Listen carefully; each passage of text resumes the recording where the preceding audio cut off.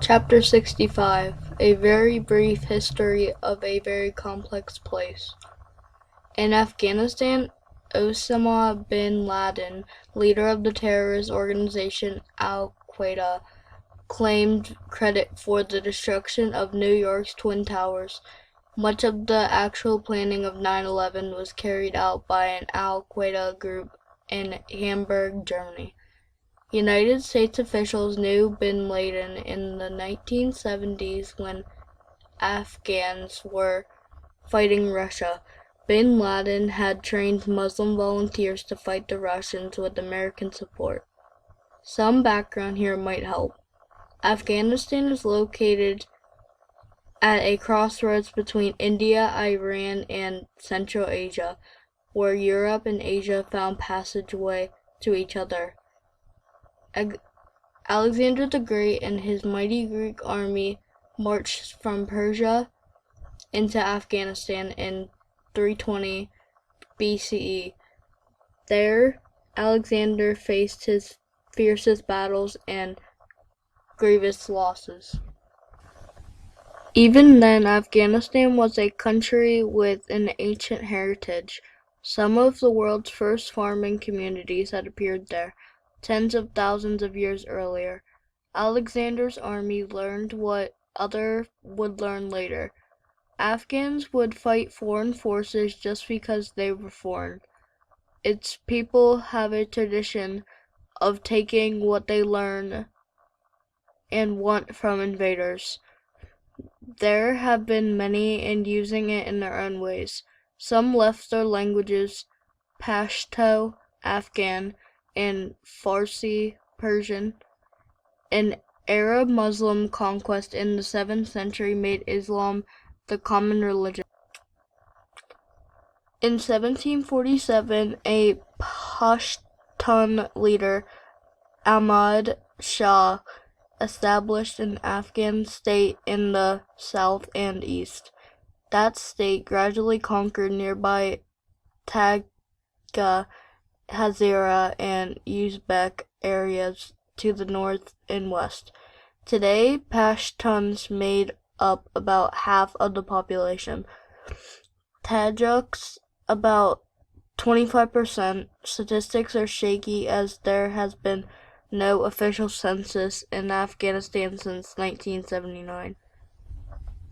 During the 19th century, Britain and Russia, fighting for dominance in Asia, sent armies and set up power bases in the region.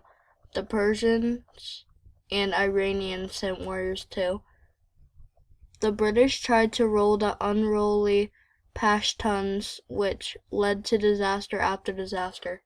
On August 19, 1919, the British finally left, and today the Afghans celebrate that as their Independence Day. In the 20th century, Pashtuns led a modern monarchy. Periods of corruption alternated with modernly representative government. Then in 1978, in a big coup, Afghanistan became what was labeled a democratic republic. Most Americans call it communism. In some regions, men were forced to cut their beards, women weren't allowed to wear the traditional long dress called a burqa, and many mosques were closed. Thousands were arrested and imprisoned. Devout Muslims were soon fighting liberal Muslims in a civil war against issues of modernization, power, and foreign influence. The Soviet Union sent troops and money with the hope of gaining power in the regions. The U.S., under President Jimmy Carter, sent massive aid to support anti-Russian guerrilla efforts. Osama bin Laden, a Saudi living in Afghanistan, was among those whose efforts were financed by the U.S. No one realized that he would form a terrorist group, Al-Qaeda. Other anti-Russian fighters, including the Taliban, an organization led by conservative Muslim scholars and regions religious leaders.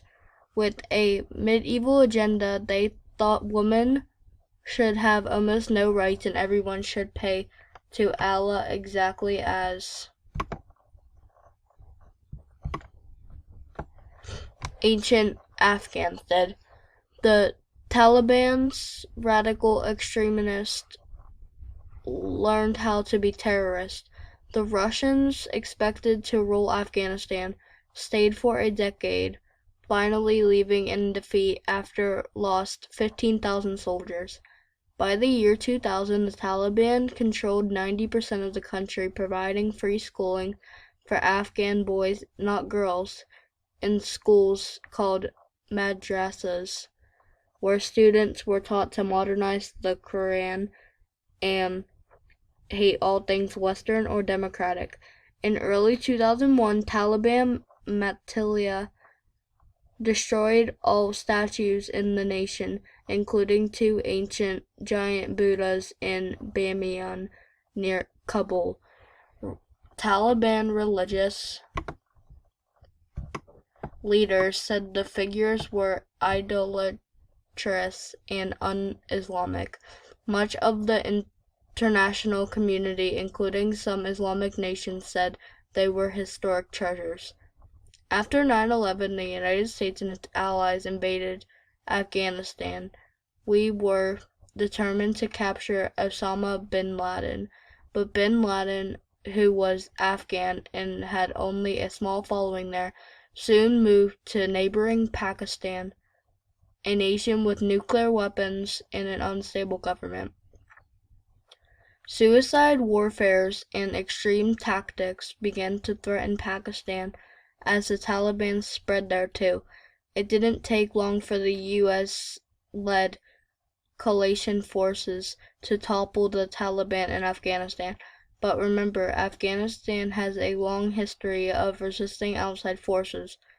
The effort to bring political stability to Afghanistan would confront the U.S. and its partners with ongoing challenges and no apparent reasonable alternatives.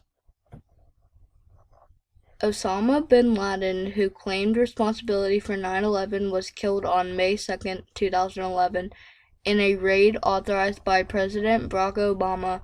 A team of U.S. Navy SEALs and CIA agents helicoptered into bin Laden's hideout, a 3-story compound behind a high wall in Abbottabad, Pakistan, where they shot him. They took his body to Afghanistan for identification, then they buried him at sea.